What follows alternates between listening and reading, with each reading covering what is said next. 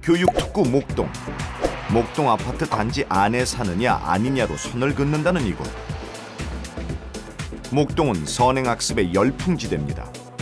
대학을 가기 위해 아이들은 맞춤형으로 자란다고 합니다. 눈 뜨자마자 애가 태어나자마자 선행을 해야 돼요. 영재원부터 2살, 3살 때부터 가는 거예요. 이미 초등학교 1학년 때부터 고등학교는 어디, 대학교는 어디를 목표를 두고, 물론 그거를 막연하게 목표를 두는 부분이 있지만 그걸 구체화시켜서 실천하는 어머님들이 참 많이 계셨다는 거를 저희가 크면서 이제 6학년 때, 중3 때 이렇게 알게 됐거든요. 이른바 목동 코스가 있다고 합니다. 사교육 학원이 정해주고 계획해주는 길입니다. 결국에는 버릴 거 버리고 뭐 과거를 준비하는 애들은 이제 과학에 이제 우리 펜펜이라고 해서 올인을 하죠. 그래서 아침 10시에 가서 밤 10시에 나오는 것들 이런 식의 또 거기에서 또 어느 정도 지나가잖아요. 그러면 이 바닥에서는 도저히 얘들을 가르칠 선생님이 없는 거예요. 뭐 대치에 어떤 선생님이 유명하다더라 그러면 애들이 이제 대치로 많이 들어가죠. 가서 또 따라갈 수가 없으니 이런 주택가에 그때 시간이 12시간 넘는 시간이에요. 주택가에 오피스텔 같은 곳으로 요즘은 이제 밤늦게까지 못하게 하니까 거기에서 애들이 모여가지고 새끼 선생님이 어느 위치에서 배운 거를 이제 학습을 시키고 특목을 준비하기 위해서 초등학교 3학년에 이미 수학 같은 경우에는 고등학교 과정을 공부하고 있다는 거죠. 중학교부터 고등학교 과정. 그래서 초등학교 6학년이 되면 이미 고등학교 3학년까지를 몇 바퀴 반복적으로 돌고 있다는 걸 제가 보면서 이렇게 하고 있구나. 정해진 코스를 이탈하거나 낙오되지 않기 위해 중요한 것은 엄마의 정보력. 돼지 엄마라고 얘기하잖아요. 그런 분들이 중간중간에 꼭 계세요. 그러니까 그런 분들은 본인이 알고 있는 정보를 가지고 마치 어머니들 사이에서 계급을 쌓으려고 되게 노력을 많이 하시는 소수의 어머니들이 계시고. 누가 엄마한테 전화 받았어? 아니? 난 전화 받았는데 그 엄마 아무한테나 전화 안 해. 그 엄마의 중심으로 아이들이 공부 잘하는 아이들이 모이는 거예요. 그러면서 그 아이들이 상을 타는 어떤 대회도 같이 나가고 그러면서 아이들이 학교에서 주목이 되는 거죠. 이 틈에 끼고 싶은 엄마들이 있고 그걸 주변에 엄마들이 하는 게 아니라 다 엄마들이 아니 근데 그것도 잘 생각해야 되는데 잠깐 이용하고 버려요. 돼지 엄마를 중심으로 만들어지는 모임에는 누가 들어갈 수 있을까요? 일단 재력이 있어야 되겠죠. 내가 선생님 섭외한다고 아까 말씀하셨잖아요. 그러면 한 판에 뭐 200을 벌린다면 두 단 나눠야 되는데 그게 길게 가려면 재력도 있어야 되죠. 근데 말도 이렇게 비싸네 싸네 이 말 하면 절대로 안 돼요. 안 껴져요. 그거 같아요. 그러니까 아까 말씀드린 계급이라는 거는 정보가 어디까지 내려갈 수 있느냐에 대한 계급입니다. 고급 정보가 예. 어디까지 그러니까 중주까지 갈 수 있느냐 아니면 신화까지 내려갈 수 있느냐 아니면 저기 농민까지 내려갈 수 있느냐 그 정보의 싸움인 거예요. 그러니까 자기들만 아는 군주에서 농민까지 계급으로 구분되는 정보 싸움에 아무나 들어갈 수도 없습니다. 너무 많이 잃어야 해요. 여기는 일을 하면 다 왕따를 당해요. 네. 엄마들이 집에서 있어야 돼요. 어떻게든 엄마들 모임에 끼어야 돼요. 그래야 이게 형성이 되고 아이들하고도 같이 어우러지게 되고 그게 굉장히 오묘하게 거기에 오해가 하나 있는 게 금방 알아채요. 빠집니다. 진짜 정보는 안 줍니다. 저희는 지방구와 경기도 일원, 목동구와 강남 대치동까지 입시를 준비하고 겪었던 엄마들을 두루두루 만나봤습니다. 각 지역에서 만난 엄마들 사이에는 입시와 관련한 정보의 격차가 분명히 존재하고 있었습니다. 하지만 대학을 가기 위해서는 어린 나이 때부터 경쟁에 매달려야 하는 현실에 대해 같은 마음으로 우려하고 있었습니다. 전국의 19,229명의 학부모를 대상으로 설문조사를 해봤습니다. 자녀의 대학 입시 준비를 언제부터 하고 있습니까? 라는 질문에 대해 34.1%가 고등학교 1학년 때라고 답했고 고등학교 2학년이 13.5%, 중학교 시기가 15.6%, 초등학교 시기부터 준비하고 있다가 2.8%였습니다. 자, 이를 소득 수준별, 고교 유형별, 강남 3구와 그 외 지역별로 분석을 해봤더니 공통된 흐름을 발견할 수 있었습니다. 소득 수준이 높을수록 초등학교 입학 전과 초등학교 시기, 중학교 시기에 대학 입시를 준비하는 비율이 높았고요. 자사고, 특목고가 일반고에 비해, 강남 3구가 그 외 지역에 비해 좀 더 일찍 대학 입시를 준비하는 것으로 나타났습니다. 한편 대학 입시를 위해 특별한 준비를 하지 않는다라는 응답은 전체 29.6%였는데요.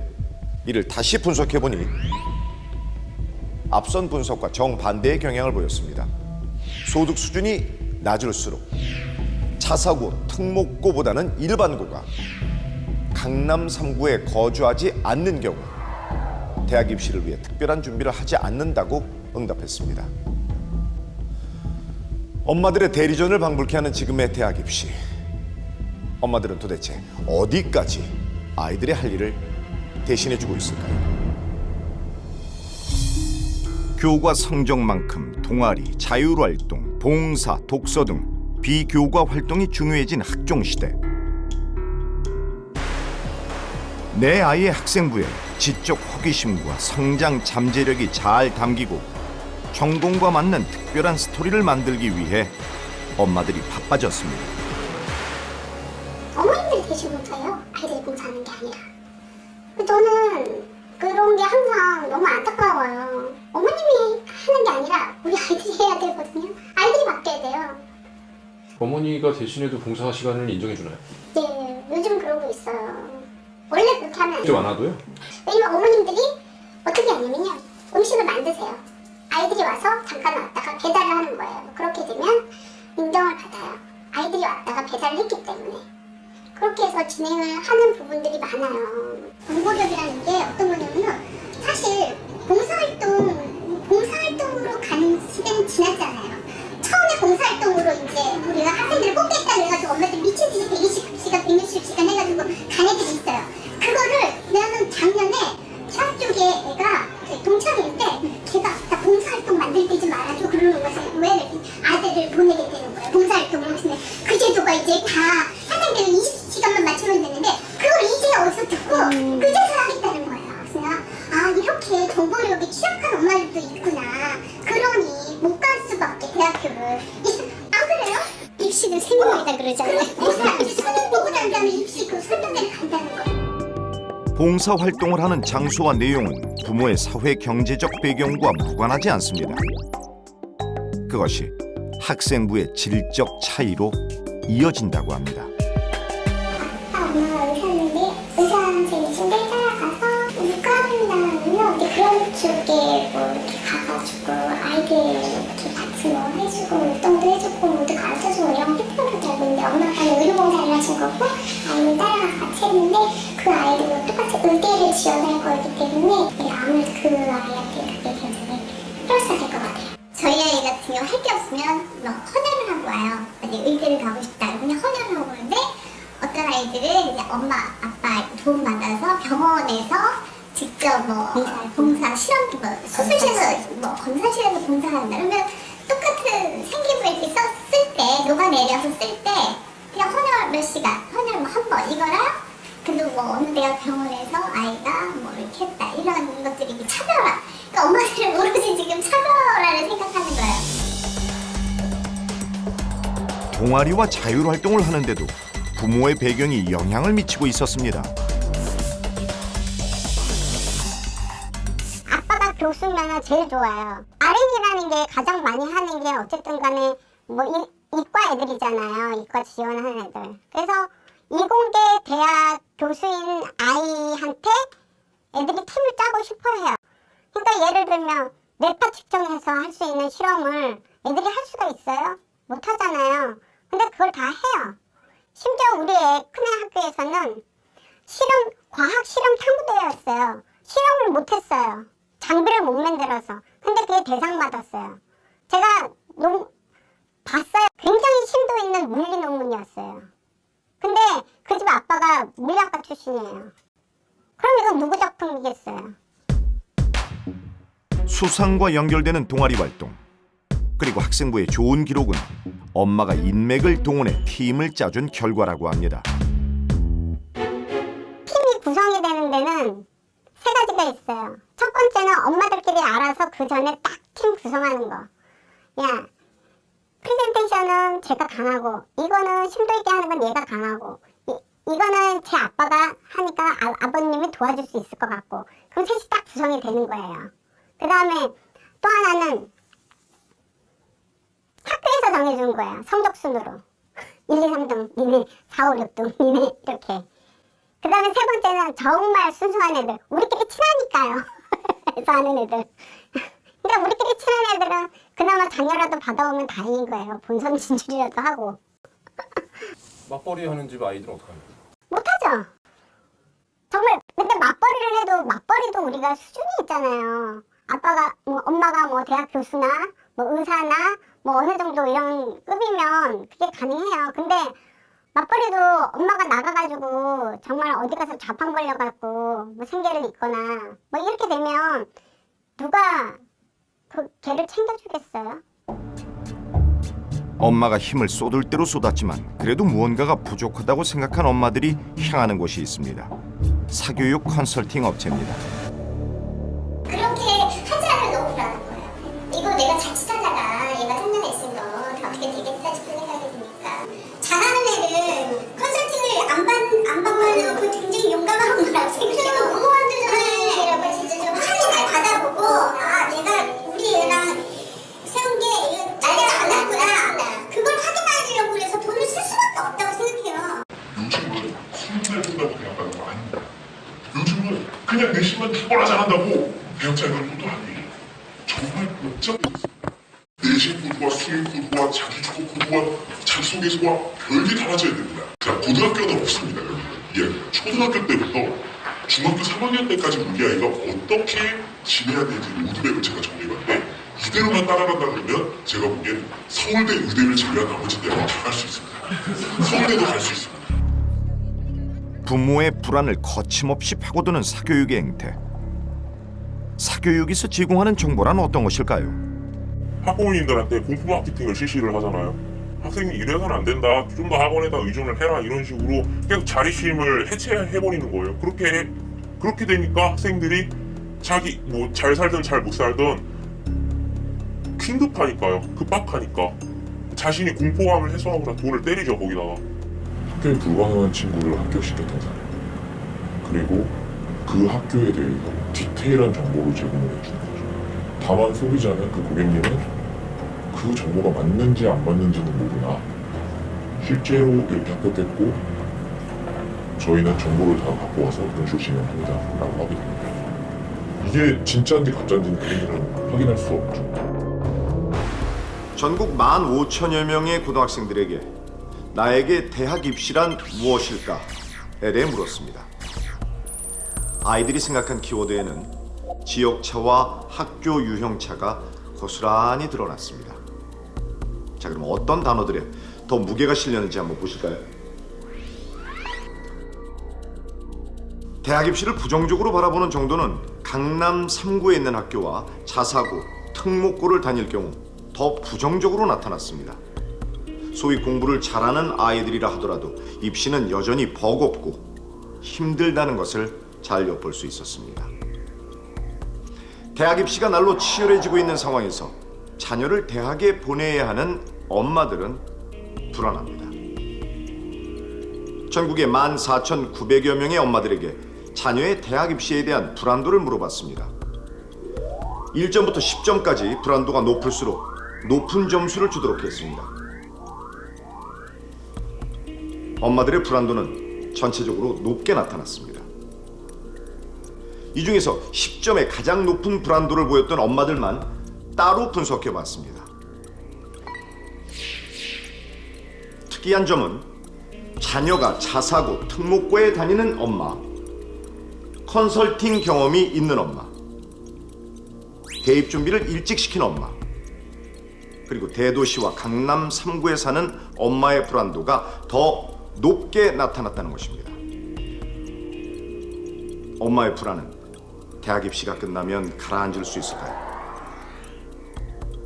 엄마의 불안은 아이들 곁에도 무겁게 머물고 있었습니다.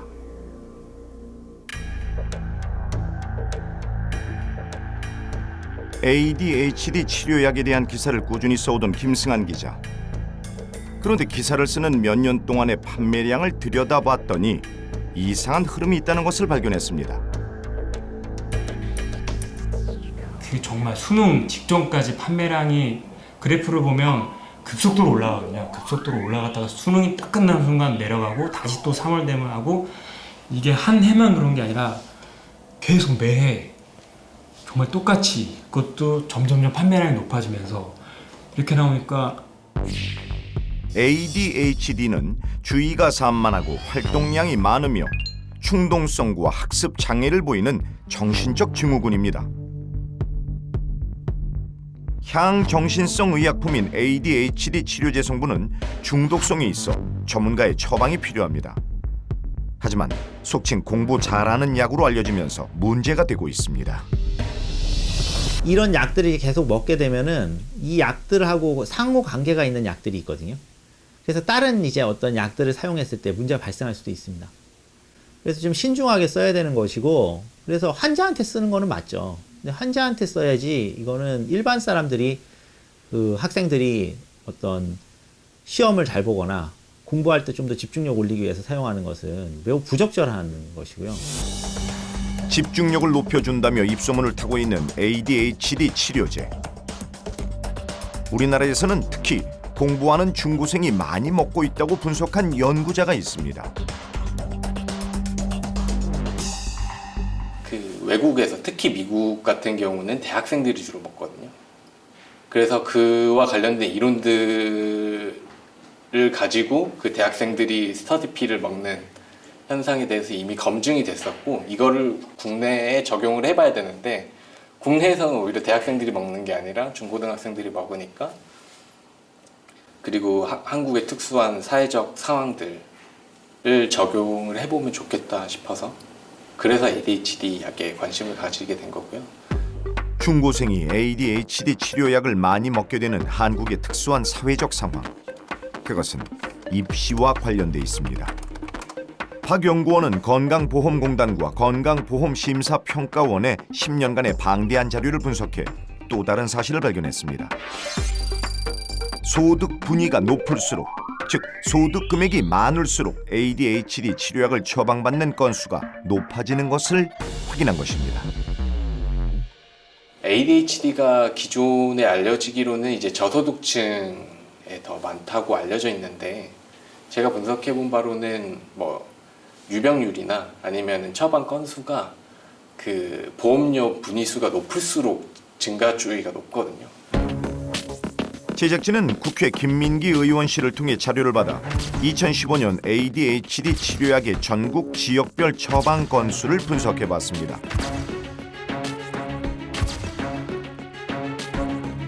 전국적으로 보면 서울에서의 처방 건수가 가장 많았습니다. 처방 건수가 가장 적은 제주에 비하면 35배의 차이가 났습니다. 서울 내에서는 송파구에서 가장 많은 처방을 받았고, 금천구에 비해 무려 305배 많은 처방을 보였습니다. 지역별 격차가 컸습니다.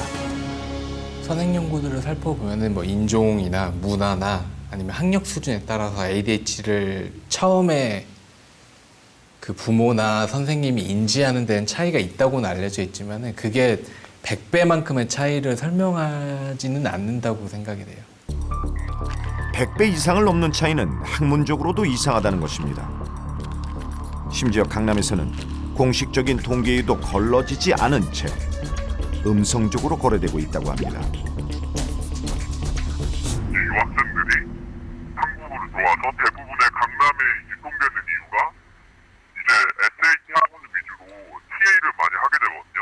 TA요? 유학생들이. 네, 이제 TA, Teaching Assistant이라고. 그러니까 프레스크립션을 받아서 애들이 약을 가져오는 게 아니라 그 주변 친구들한테 그 약을 몰래 건네받는 거예요.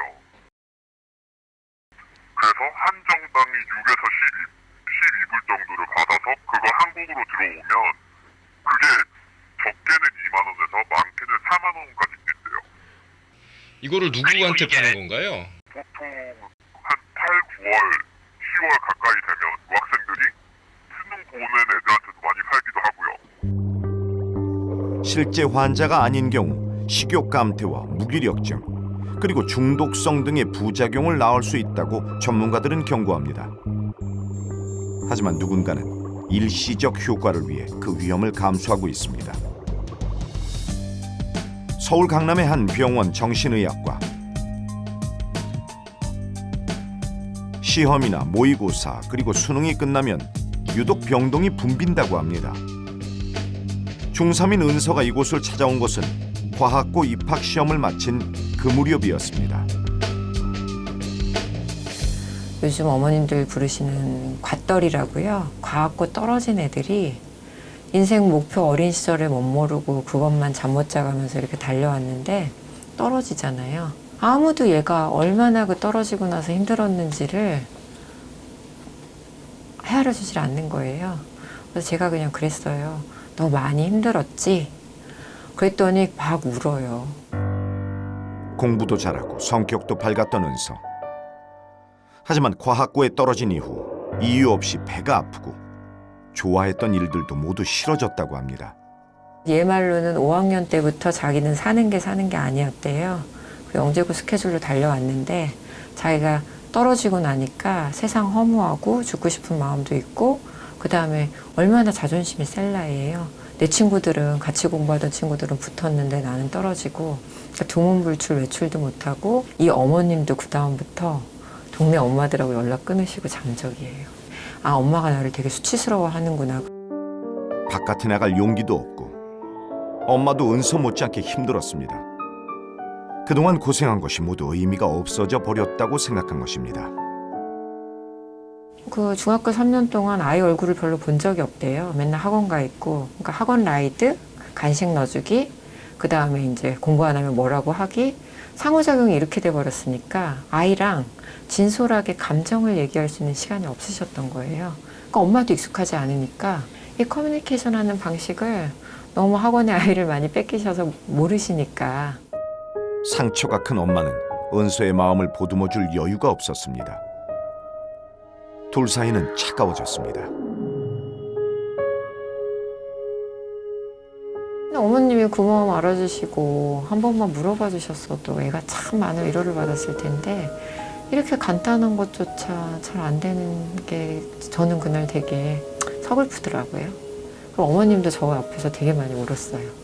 어머님도 굉장히 아이가 이제 그렇게 되니까 왜냐면 그 뒷바라지 하시려면 어머님도 잠 못 자고 뭐 각종 희생이 다 있고 그다음에 또 이제 어머님들 하신 얘기가 아버님들이 그렇게 뭐라 하신대요. 관리 못했다고. 참. 비단 은서와 은서 엄마만의 이야기는 아닙니다. 아이를 소위 명문대와 영재고에 보낸다 해도 엄마들의 불안은 가라앉지 않는다고 합니다. 그 어머님이 굉장히 불안이 높으세요. 그래서 제가 어머님은 불안이나 우울 치료 같이 받으셔야 됩니다 하는 게 이게 이제 아들이 그 정도만 되면 좀 믿어줄 만도 하신데 쟤는 내가 없으면 관리가 안 된다. 웬만큼 똑똑한 아들인데도 믿지를 못하시고 일거수일투족 자기 눈에 보이지 않으면 그리고 조금이라도 이 모범생의 길에서 벗어나는 행동을 하면 얘를 자꾸 환자로 모십니다.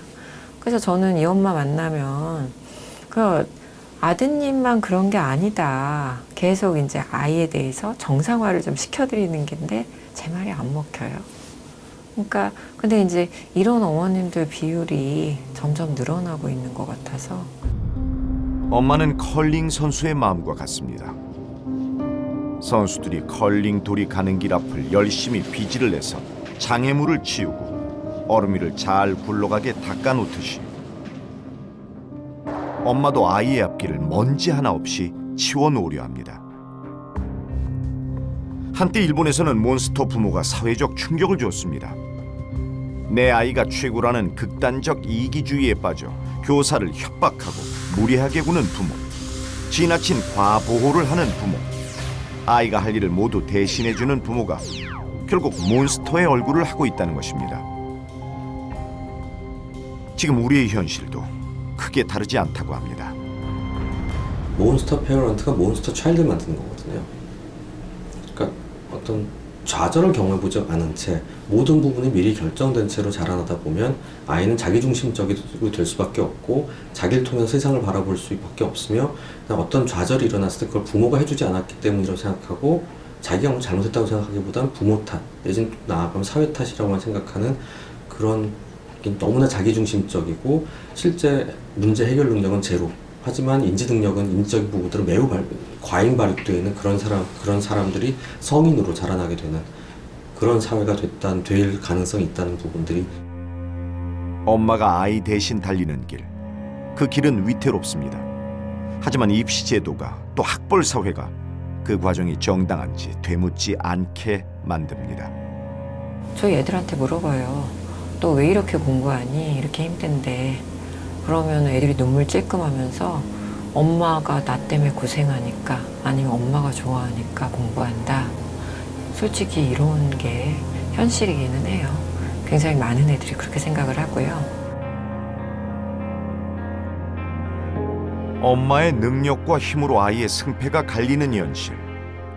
그 불편하고 씁쓸한 과정을 거쳐 아이가 좋은 대학에 들어가면 엄마는 그때 꽃길을 걸을 수 있을까요? 언어주부는 되게 허탈해요. 엄청 보내서 허탈해. 오래 보내고 났는데도 대체 나는 무언가. 내가 해야 될 걸 찾아야 되는데 그걸 못 찾는 거예요. 내가 뭘 할 수 있을까? 전업주부가 되다 보면 아이랑 엄마가 동시에 돼버려요. 그래가지고 분리가 안 돼요. 그러니까 애의 업적이나 성적이 엄마의 성적표가 돼버려요. 너무 밀착하다 보니까는 그냥 이게 덩어리가 돼 산덩어리가 돼서 움직이다 보니까는 분리가 안 되다 보니까 엄마들이 뭐 저도 마찬가지지만 그런 겪는 그런 감정적인 막 소용돌이라고 해야 되나 그런 것도 많이 죠. 요즘 아이들이 대학을 가면 뭐 하겠어요? 선생님과 학부모의 힘으로 학교를 가면 그 아이가 자기는 뭘 할 거야, 뭐 할 거야, 어떤 사람이 될 거야, 뭐가 좋아 자기를 스스로 판단할 수 있는 능력이 별로 없어요. 어려서부터 태어나면서부터 엄마가 짜준 플랜으로 인해서 아이들은 그냥 로봇처럼 초등학교 때부터 엄마 나 학교 갔다 왔어요. 이제 뭐 해요? 엄마 나 학원 갔다 왔어요. 이제 뭐 해요? 엄마 나 공부 다 했어요. 나 이제 뭐 해요? 나 이제 자. 나 똥 싸. 엄마의 그 말 한마디로 아이들이 움직이는 로봇들이 너무 많아요. 실패한 엄마는 조용하다. 입시계의 유명한 격언이라고 합니다. 무엇이 엄마를 성공과 실패로 가르고 있을까요? 왜 엄마는 성공한 엄마와 실패한 엄마라는 이름을 가져야 할까요? 아이의 입시로 엄마의 성공을 재는 현실은 과연 엄마가 원했던 것일까요?